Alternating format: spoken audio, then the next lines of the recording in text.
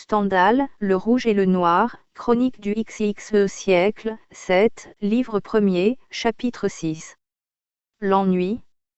Non sopi cosa son. Cosa feccio. Mozart. Figaro. Avec la vivacité et la grâce qui lui étaient naturelles quand elle était loin des regards des hommes, Madame de Rênal sortait par la porte-fenêtre du salon qui donnait sur le jardin, quand elle aperçut près de la porte d'entrée la figure d'un jeune paysan presque encore enfant, extrêmement pâle et qui venait de pleurer. Il était en chemise bien blanche, et avait sous le bras une veste fort propre de ratine violette. Le teint de ce petit paysan était si blanc, ses yeux si doux, que l'esprit un peu romanesque de Madame de Rênal eut d'abord l'idée que ce pouvait être une jeune fille déguisée, qui venait demander quelque grâce à monsieur le maire. Elle eut pitié de cette pauvre créature, arrêtée à la porte d'entrée, et qui évidemment n'osait pas lever la main jusqu'à la sonnette. Madame de Rênal s'approcha, distraite un instant de l'amer chagrin que lui donnait l'arrivée du précepteur. Julien, tourné vers la porte, ne la voyait pas s'avancer. Il tressaillit quand une voix douce dit tout près de son oreille. « Que voulez-vous ici, mon enfant ?» Julien se tourna vivement, et, frappé du regard si rempli de grâce de Madame de Rênal, il oublia une partie de sa timidité. Bientôt, étonné de sa beauté, il oublia tout même ce qu'il venait faire. Madame de Rênal avait répété sa question. « Je viens pour être précepteur, madame, » lui dit-il enfin, tout honteux de ses larmes qu'il essuyait de son mieux. Madame de Rênal resta interdite, ils étaient fort près l'un de l'autre à se regarder. Julien n'avait jamais vu un être aussi bien vêtu et surtout une femme avec un teint si éblouissant, lui parler d'un air doux. Madame de Rênal regardait les grosses larmes qui s'étaient arrêtées sur les joues si pâles d'abord et maintenant si roses de ce jeune paysan. Bientôt elle se mit à rire, avec toute la gaieté folle d'une jeune fille, elle se moquait d'elle-même et ne pouvait se figurer tout son bonheur. Quoi, c'était là ce précepteur qu'elle s'était figuré comme un prêtre sale et mal vêtu, qui viendrait gronder et fouetter ses enfants. Quoi, monsieur, lui dit-elle enfin, vous savez le latin. Ce mot de monsieur étonna si fort Julien qu'il réfléchit un instant. Oui, madame, dit-il timidement. Madame de Rênal était si heureuse, qu'elle osa dire à Julien. Vous ne gronderez pas trop ces pauvres enfants. Moi, les gronder, dit Julien étonné, et pourquoi? N'est-ce pas, monsieur, ajouta-t-elle après un petit silence et d'une voix dont chaque instant augmentait l'émotion, vous serez bon pour eux, vous me le promettez. S'entendre appeler de nouveau monsieur, bien sérieusement, et par une dame si bien vêtue, était au-dessus de toutes les prévisions de Julien. Dans tous les châteaux en Espagne de sa jeunesse, il s'était dit qu'aucune dame comme il faut ne daignerait lui parler que quand il aurait un bel uniforme. Madame de Rênal, de son côté, était complètement trompée par la beauté du teint, les grands yeux noirs de Julien et ses jolis cheveux qui frisaient plus qu'à l'ordinaire, parce que pour se rafraîchir il venait de plonger la tête dans le bassin de la fontaine publique. À sa grande joie, elle trouvait l'air timide d'une jeune fille à ce fatal précepteur, dont elle avait tant redouté pour ses enfants la dureté et l'air rébarbatif. Pour l'âme si paisible de Madame de Rênal, le contraste de ses craintes et de ce qu'elle voyait fut un grand événement. Enfin elle revint de sa surprise. Elle fut étonnée de se trouver ainsi à la porte de sa maison avec ce jeune homme presque en chemise et si près de lui. « Entrons, monsieur, » lui dit-elle d'un air assez embarrassé. De sa vie une sensation purement agréable n'avait aussi profondément ému Madame de Rênal, jamais une apparition aussi gracieuse n'avait succédé à des craintes plus inquiétantes. Ainsi ces jolis enfants, si soignés par elle, ne tomberaient pas dans les mains d'un prêtre sale et grognon.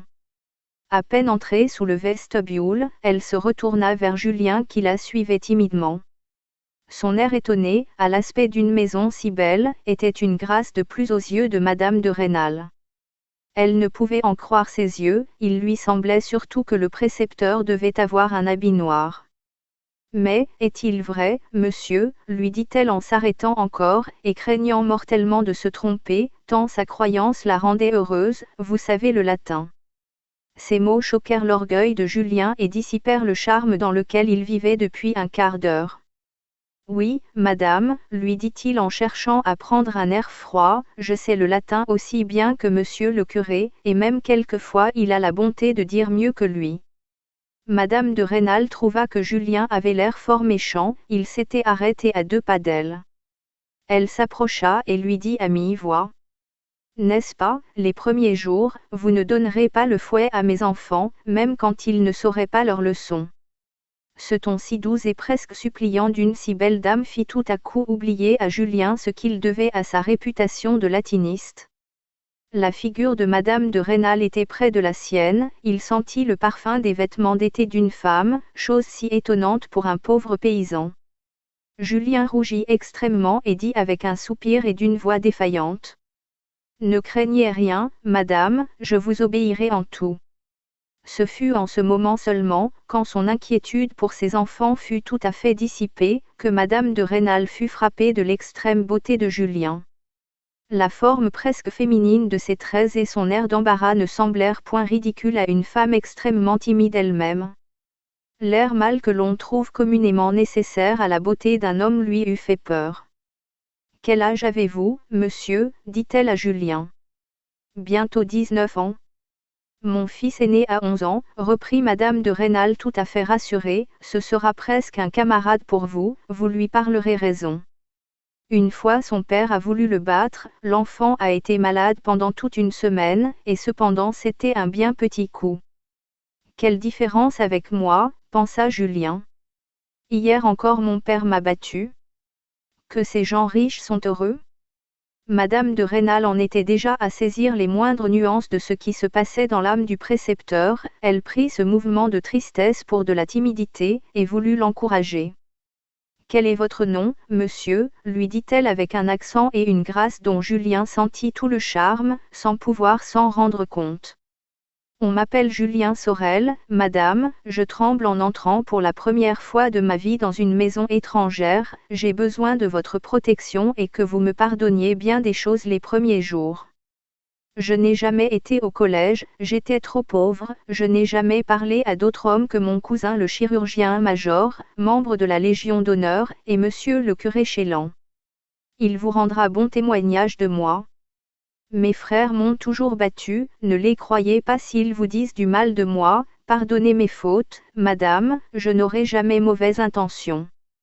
Julien se rassurait pendant ce long discours, il examinait Madame de Rênal. Tel est l'effet de la grâce parfaite, quand elle est naturelle au caractère, et que surtout la personne qu'elle décore ne songe pas à avoir de la grâce. Julien, qui se connaissait fort bien en beauté féminine, eût juré dans cet instant qu'elle n'avait que 20 ans. Il eut sur-le-champ l'idée hardie de lui baiser la main. Bientôt il eut peur de son idée, un instant après, il se dit, il y aurait de la lâcheté à moi de ne pas exécuter une action qui peut m'être utile, et diminuer le mépris que cette belle dame a probablement pour un pauvre ouvrier à peine arraché à la scie. Peut-être Julien fut-il un peu encouragé par ce mot de joli garçon, que depuis 6 mois il entendait répéter le dimanche par quelques jeunes filles. Pendant ces débats intérieurs, Madame de Rênal lui adressait 2 ou 3 mots d'instruction sur la façon de débuter avec les enfants. La violence que se faisait Julien le rendit de nouveau fort pâle, il dit, d'un air contraint. « Jamais, madame, je ne battrai vos enfants, je le jure devant Dieu. » Et en disant ces mots, il osa prendre la main de Madame de Rênal et la portèrent à ses lèvres. Elle fut étonnée de ce geste, et par réflexion choquée. Comme il faisait très chaud, son bras était tout à fait nu sous son châle, et le mouvement de Julien, en portant la main à ses lèvres, l'avait entièrement découvert. Au bout de quelques instants, elle se gronda elle-même, il lui sembla qu'elle n'avait pas été assez rapidement indignée. Monsieur de Rênal, qui avait entendu parler, sortit de son cabinet, du même air majestueux et paterne qu'il prenait lorsqu'il faisait des mariages à la mairie, il dit à Julien. Il est essentiel que je vous parle avant que les enfants ne vous voient. Il fit entrer Julien dans une chambre et retint sa femme qui voulait les laisser seuls. La porte fermée, Monsieur de Rênal s'assit avec gravité.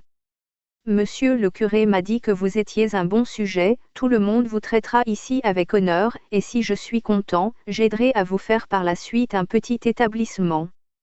je veux que vous ne voyiez plus ni parents ni amis, leur ton ne peut convenir à mes enfants.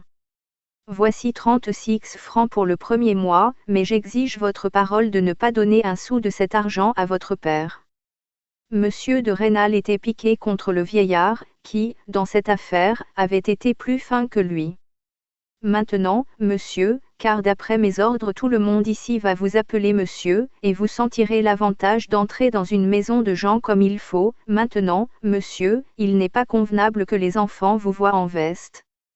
Les domestiques l'ont-ils vu, dit monsieur de Rênal à sa femme. Non, mon ami, répondit-elle d'un air profondément pensif. Tant mieux. Mettez ceci, dit-il au jeune homme surpris, en lui donnant une redingote à lui.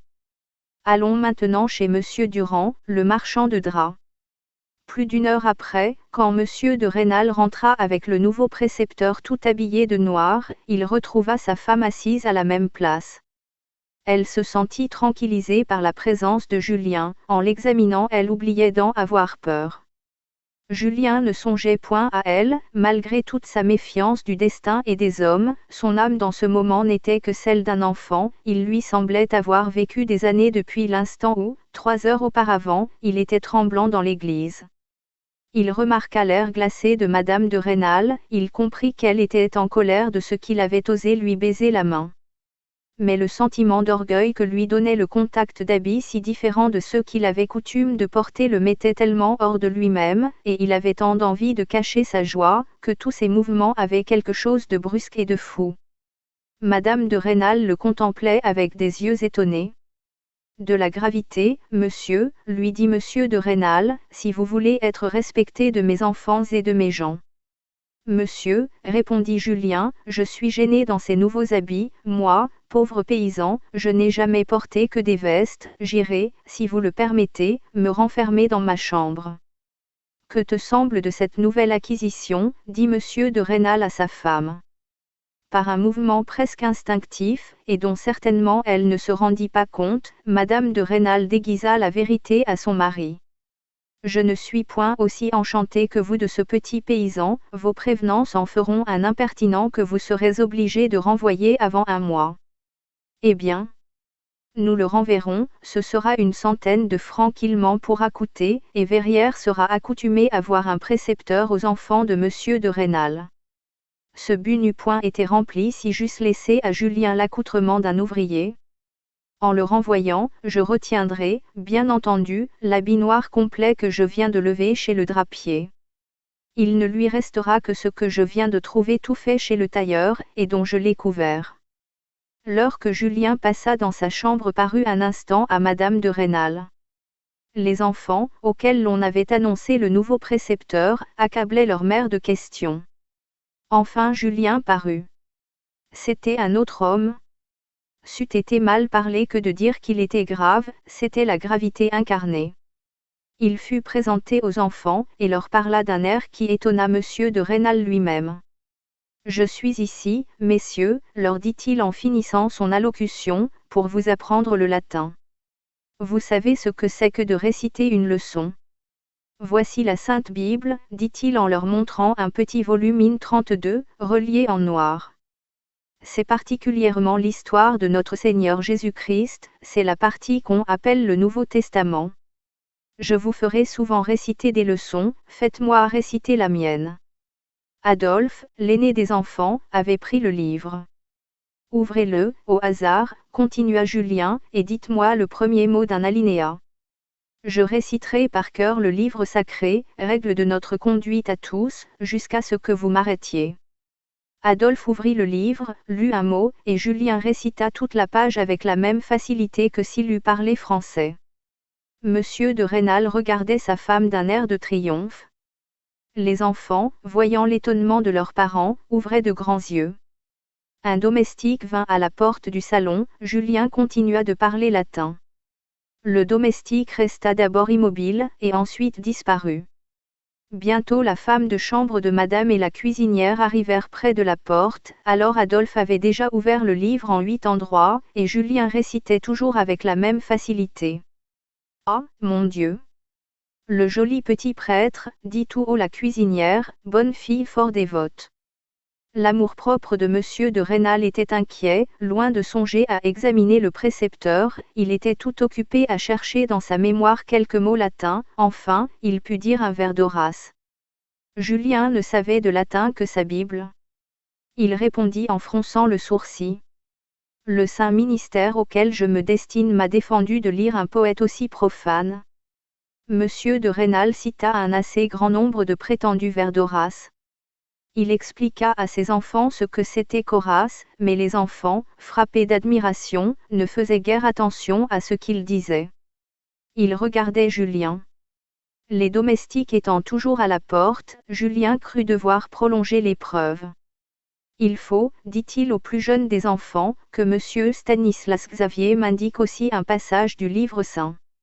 Le petit Stanislas, tout fier, lut tant bien que mal le premier mot d'un alinéa, et Julien dit toute la page.